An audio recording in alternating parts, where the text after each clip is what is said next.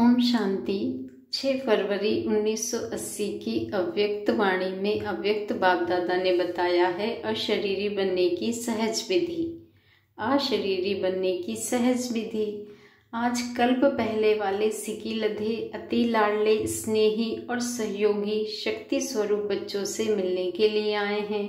बाप दादा अपने सहयोगी बच्चों के साथ ही रहते हैं। बाप दादा अपने सहयोगी बच्चों के साथ ही रहते हैं। सहयोग और स्नेह का अटूट धागा सदा अविनाशी है। आज वतन में बाप दादा अति प्यारे प्यारे बच्चों के स्नेह की माला बना रहे थे। स्नेही तो सब हो, फिर भी नंबरवार तो कहेंगे। आज हर एक बच्चे की विशेषताओं के आधार पर नंबर बना रहे थे। आज हर एक बच्चे की विशेषताओं के आधार पर नंबर बना रहे थे। कई बच्चों में विशेषताएं इतनी ज्यादा देखी जो बिल्कुल बाप समान समीप रतन देखे। कई बच्चे विशेषताओं को धारण करने में मेहनत करने वाले भी देखे जो मेहनत देखकर बाप को भी रहम आता है। मेरे बच्चे और मेहनत क्यों? क्योंकि सबसे ज्यादा मेहनत अशरीरी बनने में देखी। बाबा ने सबसे ज्यादा मेहनत अशरीरी बनने में देखी। बाप दादा आपस में बोले कि अशरीरी आत्मा को अशरीरी बनने में मेहनत क्यों? ब्रह्मा बाप बोले 84 जन्म चोला धारण कर पाठ बजाने के कारण पाठ बजाते बजाते शरीरधारी बन जाते हैं। शिव बाप बोले पाठ बजाया, लेकिन अब समय कौन सा है? समय की स्मृति प्रमाण कर्म भी स्वतः ही वैसे होता है। यह तो अभ्यास है ना। बाप बोले अब पाठ समाप्त कर घर जाना है। पाठ की ड्रेस तो छोड़नी पड़ेगी ना। घर जाना है तो भी यह पुराना शरीर छोड़ना पड़ेगा। राज्य में अर्थात स्वर्ग में जाना है तो भी यह पुरानी ड्रेस छोड़नी पड़ेगी। तो जब जाना ही है तो भूलना मुश्किल क्यों? जाना है, यह बाबा ने कहा जाना है, क्या यह भूल जाते हो? आप सभी तो जाने के लिए एवर रेडी हो ना, कि अब भी कुछ रस्सियां बंधी हुई हैं बच्चे? एवर रेडी हो ना। ये तो बाप दादा ने सेवा के लिए समय दिया हुआ है। सेवाधारी का पाठ बजा रहे हो तो अपने को देखो, यह शरीर का बंधन तो नहीं है, अथवा यह पुराना चोला टाइट तो नहीं है। टाइट ड्रेस तो पसंद नहीं करते हो ना बच्चे। ड्रेस टाइट होगी तो एवर रेडी नहीं होंगे। बंधन मुक्त अर्थात लूज ड्रेस, टाइट नहीं, ऑर्डर मिला और सेकंड में गया। ऐसे बंधन मुक्त योग युक्त बने हो। जब वायदा ही है एक बाप दूसरा न कोई, तो बंधन मुक्त हो गए ना। अशरीरी बनने के लिए विशेष 4 बातों का अटेंशन रखो। बाबा ने कहा कि अशरीरी बनने के लिए विशेष 4 बातों का अटेंशन रखो। पहली बात है, कभी भी अपने आप को भुलाना होता है तो दुनिया में भी एक सच्ची प्रीत में खो जाते हैं। तो सच्ची प्रीत ही भूलने का सहज साधन है। प्रीत दुनिया को भुलाने का साधन है, देह को भुलाने का साधन है। तो पहला साधन बाबा ने बताया प्रीत। दूसरा साधन है, दूसरी बात, सच्चा मीत भी दुनिया को भुलाने का साधन है। अगर 2 मीत आपस में मिल जाएं तो उन्हें न स्वयं की न समय की स्मृति रहती है। तीसरी बात, दिल के गीत। अगर दिल से कोई गीत गाते हो तो उस समय के लिए वह स्वयं और समय को भूला हुआ होता है। चौथी बात, यथार्थ रीत। अगर यथार्थ रीत है तो अशरीरी बनना बहुत सहज है। रीत नहीं आती तब मुश्किल होता है। तो एक हुआ प्रीत, दूसरा मीत, तीसरा गीत और चौथा रीत। तो बाबा ने अशरीरी बनने की 4 बातें बताई है। पहली प्रीत, दूसरी मीत, तीसरी गीत और चौथी रीत। आगे बाबा ने बताया है, एक तू जो मिला सारी दुनिया मिली। एक तू जो मिला सारी दुनिया मिली। इन चारों ही बातों के आप सब तो अनुभवी हो ना। प्रीत के भी अनुभवी हो, बाप और आप, तीसरा ना कोई। बाप मिला माना सब कुछ मिला, बाकी काम ही क्या रहा। प्रभु प्रीत के जो बाबा ने कहा प्रभु प्रीत के तो आज भी भक्त कीर्तन करते रहते हैं, सिर्फ प्रीत के गीत में ही खो जाते हैं। तो सोचो प्रीत निभाने वाले कितने खोए हुए होंगे। प्रीत के तो अनुभवी होना, विपरीत बुद्धि से प्रीत बुद्धि हो गए हो ना, तो जहाँ प्रभु प्रीत है वहाँ अशरीरी बनना क्या लगता है।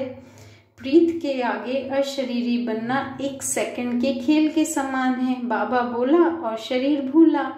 बाबा शब्द ही पुरानी दुनिया को भूलने का आत्मिक बम है। बिजली बंद हो गई, जैसे यह स्विच बदली होने का खेल देखा, वैसे यह स्मृति का स्विच है। बाप का स्विच ऑन किया और देह की दुनिया की स्मृति का स्विच ऑफ। क्या कहा बाबा ने कि बाप का स्विच ऑन और देह की पुरानी दुनिया की स्मृति का स्विच ऑफ। यह है 1 सेकंड का खेल। मुख से बाबा बोलने में भी टाइम लगता है, लेकिन स्मृति में लाने में कितना समय लगता है बच्चे। बाबा ने कहा मुख से बाबा बोलने में भी टाइम लगता है, लेकिन स्मृति में लाने में कितना समय लगता है। तो प्रीत में रहना अर्थात अशरीरी सहज बनना। आगे बाबा ने बताया है मोहब्बत में मेहनत नहीं, मोहब्बत में मेहनत नहीं, ऐसे सबसे सच्चा मीत। बाबा ने कहा ऐसे सबसे सच्चा मीत जो शमशान के आगे भी साथ जाए। शरीरधारी मीत तो शमशान तक ही जाएंगे, तो वे दुख हरता सुख करता नहीं बन सकेंगे। थोड़ा बहुत दुख के समय सहयोगी बन सकते हैं, सहयोग दे सकते हैं, लेकिन दुख हर नहीं सकते बच्चे। तो सच्चा मीत मिल गया है ना, सदा इसी बाबा ने कहा सदा इसी अविनाशी मीत के साथ रहो, तो मोहब्बत में मेहनत खत्म हो जाएगी। जब मोहब्बत करना आता है तो मेहनत क्यों करते हो। बाप दादा को कभी कभी हंसी आती है, जैसे किसी को बोझ उठाने का अभ्यास होता है, उसको आराम से बिठाओ तो वो बैठ नहीं सकता, बार बार बोझ की तरफ भागता है और फिर सांस भी फूलता है, तो पुकारते हैं छुड़ाओ छुड़ाओ। तो सदा प्रीत और मीत में रहो तो मेहनत समाप्त हो जाएगी बच्चे। मीत से किनारा नहीं करो, सदा के साथी बन करके चलो। ऐसे ही बाप दादा द्वारा प्राप्त हुई सर्व प्राप्तियों के गुणों के सदा गीत गाते रहो। बाप की महिमा व आपकी महिमा के गीत हैं। इस गीत में साज भी ऑटोमेटिकली चलते हैं। जितना जितना गुणों की महिमा के गीत गाएंगे तो खुशी के साज साथ साथ स्वतः बजते रहेंगे। यह भी गीत गाने वाले आए हैं, भरत व्यास आदि आए हैं। आपके साज तो दूसरे हैं, यह खुशी के साज हैं, ये कभी खराब नहीं होते जो रिपेयर करना पड़े। तो सदा ऐसे गीत गाते रहो बच्चे। यह गीत गाना तो सबको आता है ना, तो सदा गीत गाते रहो तो सहज ही अशरीरी बन जाएंगे। बाकी रही रीत, यथार्थ रीत सेकंड की रीत है। मैं अशरीरी आत्मा हूँ, यह सबसे सहज यथार्थ रीत है। सहज है ना, जैसे बाप की महिमा है कि वह मुश्किल को सहज करने वाला है, ऐसे ही बाप समान बच्चे भी मुश्किल को सहज करने वाले हैं। जो विश्व की मुश्किल को सहज करने वाले हैं वह स्वयं मुश्किल अनुभव करे, यह कैसे हो सकता है। इसलिए सदा सर्व सहज योगी। आगे बाबा ने बताया है अहम नहीं वहम नहीं लेकिन रहम करो। अहम नहीं वहम नहीं लेकिन रहम करो।